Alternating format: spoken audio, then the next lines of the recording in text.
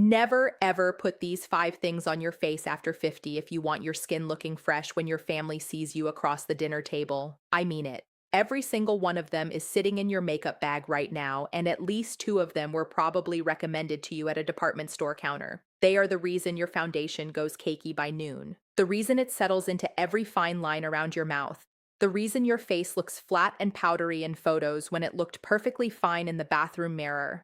Mistake number 1 is the one the beauty industry will never warn you about because they make far too much money from it. And it may be the single thing standing between you and the freshest skin of your 50s. So stay with me until the end. Number 7, put your makeup on damp skin, never dry skin. Walk through any beauty hall in Seoul, and you will notice the glass bottles of toner and essence outnumber the makeup 10 to 1. That ratio is the whole philosophy. Glass skin does not start with foundation, it starts with water. While your skin is still slightly damp from your toner, press in a layer of essence or a light serum with your palms. Not rubbing, pressing. Let it drink that in for a minute, then a thin moisturizer on top to seal it. What you are building is bounce. When skin is plump and hydrated, foundation glides over it and melts in. When skin is dry, foundation sits on top like a coat of paint on old wood, and it cracks the same way. Give your skincare a few minutes to settle before anything else touches your face. That patience shows up in the mirror by afternoon. Number 6, shear everything out and build slowly.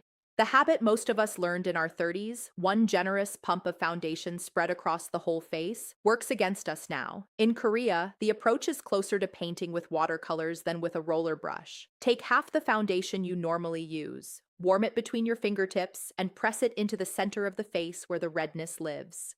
Around the nose, the chin, a whisper across the cheeks, then stop and look. Most days, that is genuinely enough. If a spot needs more, tap a tiny bit of concealer just there.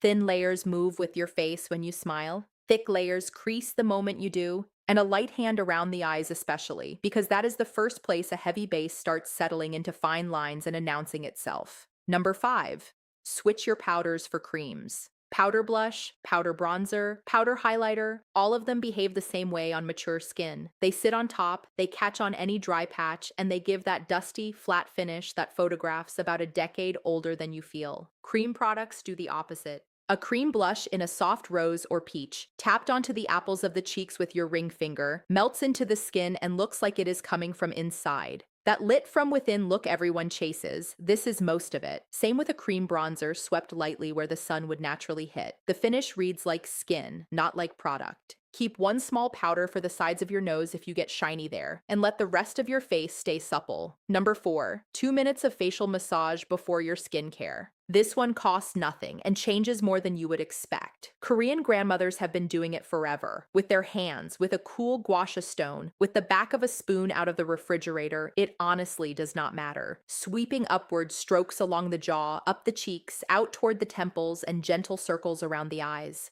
In the morning, our faces hold on to sleep. A little puffiness along the jawline, a heaviness under the eyes. 2 minutes of massage wakes the circulation up, the puffiness eases, and suddenly the same makeup sits completely differently. There is a reason the women at those beautiful lacquered vanity tables in Seoul take their time with this step. Rushed skin looks rushed. Skin that has been touched kindly in the morning looks rested all day. Number 3, place your glow where the light naturally lands. Glass skin is really a conversation about light. Watch how daylight moves across a face. It lands on the tops of the cheekbones, the brow bone, the bridge of the nose, the cupid's bow above the lip. Those are the only places that need highlight, and it should be a cream one, a soft sheen, not a sparkle. Tap it on with one finger after your base. What this does is give your face dimension again. Because a completely matte face is a flat face, and a flat face reads tired. A face with a few quiet points of light looks awake, healthy, like you slept 9 hours and drank all your water. The difference between glowing and greasy is placement. High points only.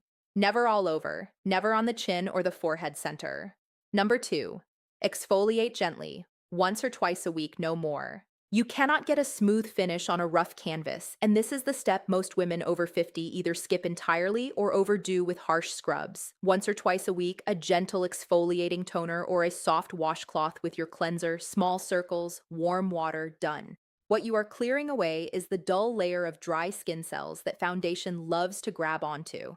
Those little patchy spots beside your nose where makeup always looks rough by lunch, that is dead skin catching product. Clear it kindly and regularly, and your base suddenly applies like it did years ago. But gently is the entire instruction. Scrub too hard or too often, and your skin gets angry, red, and tight, and then nothing sits right. Mature skin responds to kindness, not punishment. And now, number one, the glass skin hack that holds all the others together.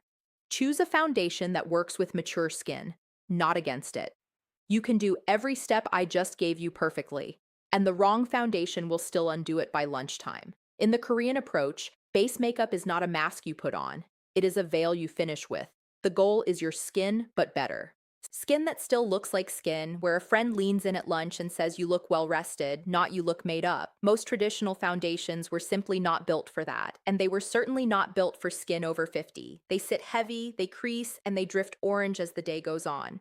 There is one foundation made for mature skin. It gives that softer, smoother looking finish. It looks natural, not heavy, and its color changing technology adapts toward your own skin tone as you blend. So it resists pulling orange the way traditional formulas do. It is loved by hundreds of women who were done fighting their base every single morning. It is called Luxe. It is not in stock stores yet, but it is the #1 foundation on Amazon right now. You can find it on Amazon by searching Luxe Foundation, or by clicking the link in the description below this video. Worn thin, over damp, massaged, hydrated skin. The way we talked about today, it is the closest thing I know to that glass skin finish on a face that has lived a little. Results may vary, of course. Every face is its own story. If this is speaking to you, take 1 second and hit subscribe. I share honest beauty talk for women our age every week. No filters and no nonsense. Now, the 5 mistakes. These are the ones that age us, and I am counting down to the big one from the beginning of this video. Mistake number 5, setting your entire face with powder. We were all taught this. Foundation, then powder everywhere, locked down like a floor wax. On young skin, it holds.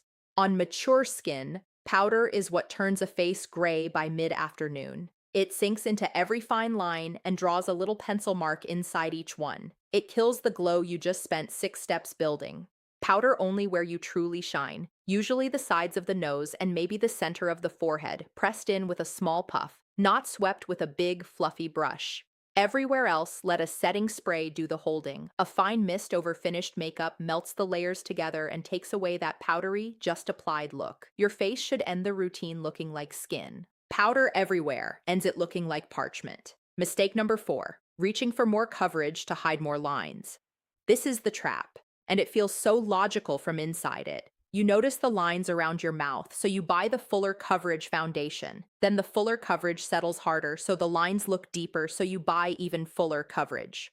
Down and down. But heavy foundation does not fill a line. It collects in it. It turns a soft crease into a drawn-on one. The counterintuitive truth is that sheerer coverage makes texture quieter because there is less product available to gather in the low places. Where you need real coverage, a dark spot, some redness, that is a job for one small dab of concealer on one small spot. Full coverage across the entire face after 50 is like spackling a wall and expecting it to move when you smile. It will crack. It always cracks. Mistake number 3, shimmer and glitter sitting on texture. There is a difference between glow and glitter, and it matters more every year.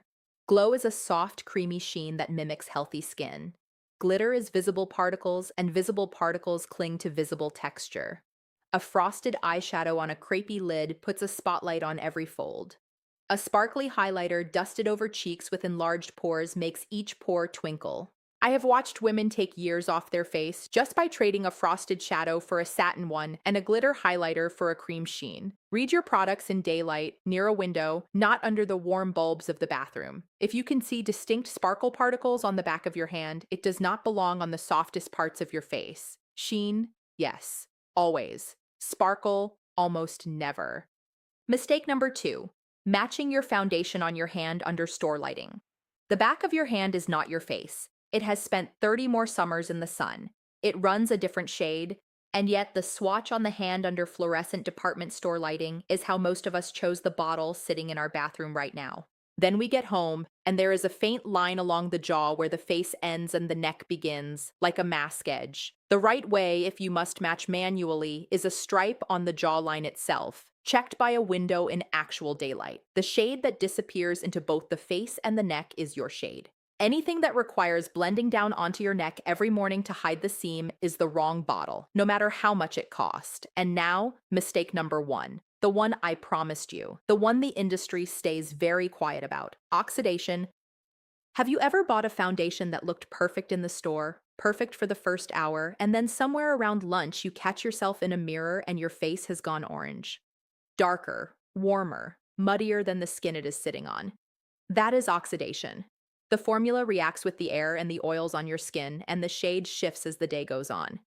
So the color you carefully chose at 10 in the morning is simply not the color you are wearing at 2, and nobody behind the counter mentions it because the quiet answer to a foundation that misbehaves by noon has always been to sell you more products. A primer underneath, a powder on top, a touch-up compact for your handbag. The problem funds its own solutions. This is exactly why hack number 1 matters more than anything else on this list. A foundation whose color adapts toward your skin instead of drifting away from it takes this entire mistake off the table. That is the whole reason I told you about Luxe, and the link is still waiting in the description if you skipped ahead. So let me leave you with the short version, friend to friend. Hydrate first and apply on damp skin. Thin layers pressed in, creams over powders, 2 minutes of massage, glow on the high points only, gentle exfoliation weekly, and a foundation that works with your skin, never against it. Then stop powdering everything. Stop chasing coverage. Keep glitter off texture. Match your shade on your jaw in daylight. And never again let a foundation change color on your face without your permission. None of this is about looking 25. It is about walking past a shop window at 3 in the afternoon, catching your reflection, and liking what you see. If today helped, subscribe. Because next week I am covering the eye makeup habits that quietly age us, and one of them is hiding in your mascara routine. I will see you there.